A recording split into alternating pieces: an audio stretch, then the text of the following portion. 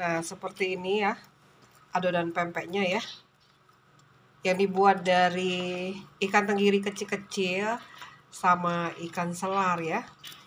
Nih kita mix berdua itu, hasilnya seperti ini nih adonannya ya.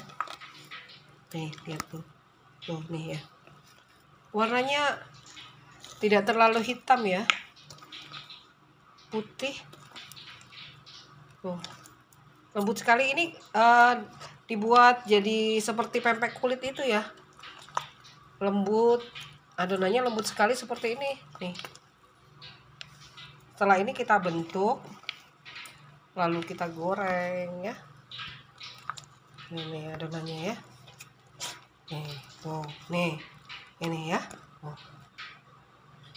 Kita goreng dulu ya, kita lihat hasilnya.